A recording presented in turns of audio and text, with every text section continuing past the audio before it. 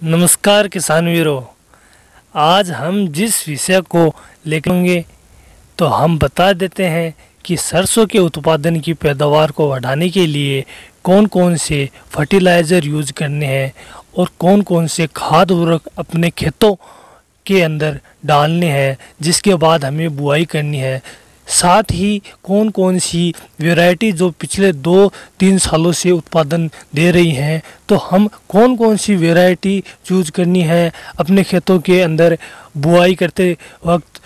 किसान भाइयों, तो पहली सिंचाई हम अपने खेतों में करते हैं तो कौन कौन से खाद उर्वरक अपने खेतों में लाने चाहिए, उसके उत्पादन में वह 12 से 14 क्विंटल प्रति एकड़ हो सके।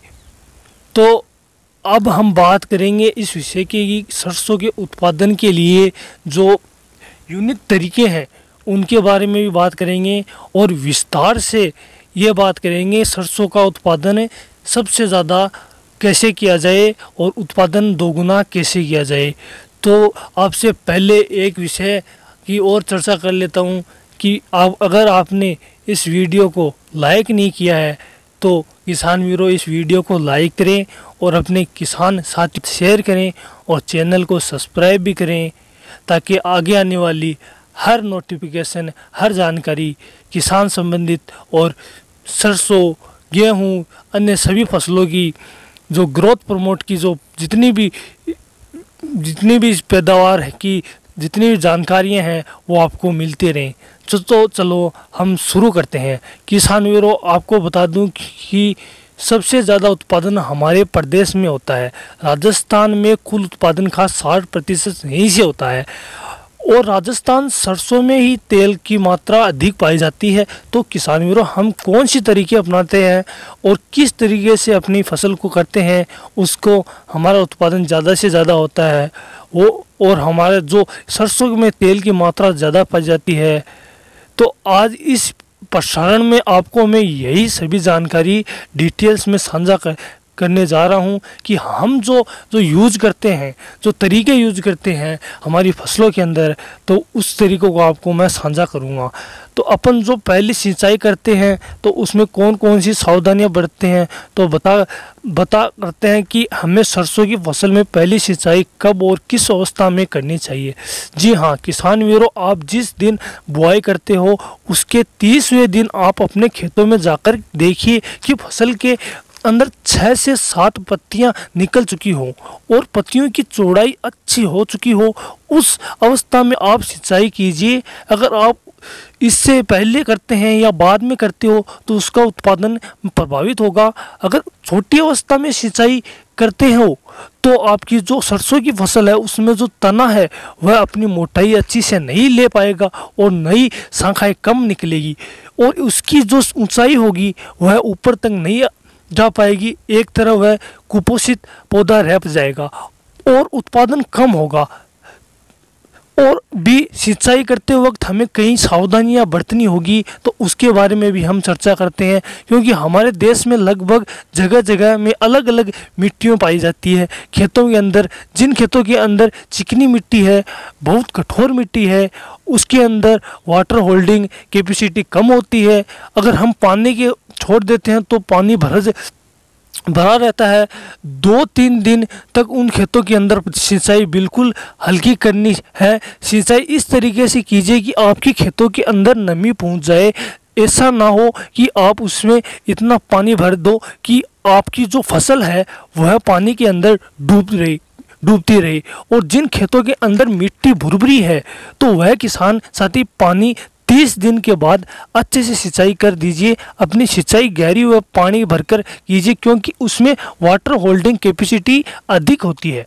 अब हम बात करते हैं किसान भाइयों कि सिंचाई करते वक्त हमें कौन कौन से उर्वरकों को डालना चाहिए, जो कि इस वीडियो का जो मेन टॉपिक है, मेन विषय है, उसके बारे में हम बात करते हैं, जिससे हमारी फसल वह अच्छे से ग्रोथ करे, साथ ही उत्पादन भी अधिक करे। तो किसान भाइयों, जिन भाइयों ने डीएपी, सिंगल सुपरफास्ट, यूरिया और पोटास शुरुआत में ही दे दिए हैं, तो आप ऐसा करो कि 30 दिन के अंदर अच्छे से ग्रोथ व लहराती हुई मिलेगी, उनको तो लहराती हुई फसल मिलेगी। यह खाद अगर बुआई के समय नहीं दे पाए, जो किसान बुआई के समय नहीं दे पाए हैं, किसान वीरों, कई बार कई भाइयों के मन में भ्रांति होती है कि डीएपी को बुआई करते समय ही देना चाहिए, बाद में कोई देने का औचित्य नहीं रहता। तो मैं आपको यही भ्रांति दूर भी कर देता हूँ, ये गलत है। आप पहली सिंचाई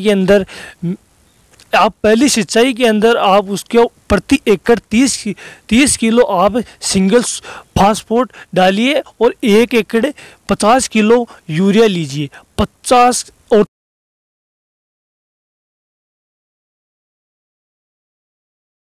3 किलो तक सबको मिलाकर 3 किलो सल्फर डालिए और 30 से 35 किलो यूरिया डालिए।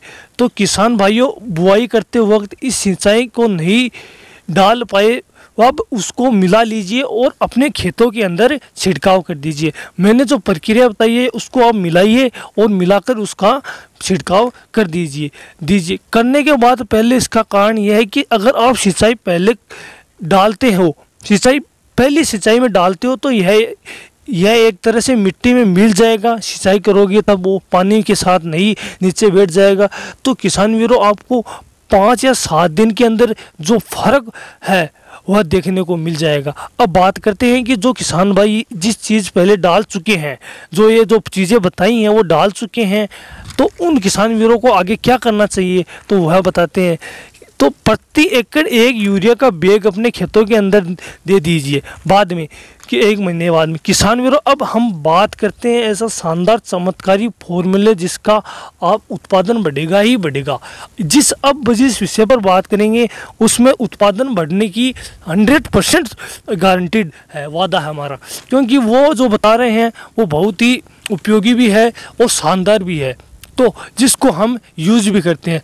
अगर आप अपने खेतों के अंदर सिंचाई कर लेते हो, 4 या 5 दिन के बाद 1 किलो प्रति एकड़ के हिसाब से NPK 19-19-19 का स्प्रे कर दीजिए, जिससे आपके फसल के अंदर DAP, urea, potash, nitrogen, phosphorus, potassium की कमी हो तो है वह पूर्णतः दूर हो जाएगी, क्योंकि ये पीछे से के पत्तियों के माध्यम से पूर्ति कर लेता है।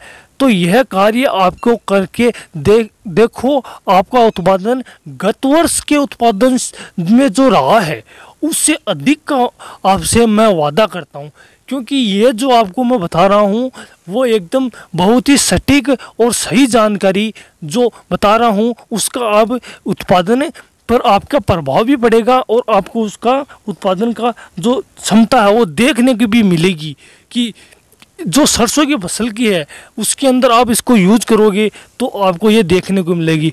तो आज के इस प्रसारण में हमने जो फॉर्मूले बताए हैं बहुत ही यूनिक फॉर्मूले हैं, तो आप एक छोटा सा कार्य करके ज़रूर जाएं, इस वीडियो को लाइक करें और चैनल को सब्सक्राइब करें, और जिस किसान भाई को इस जानकारी को मालूम नहीं है उन्हें आप शेयर करें।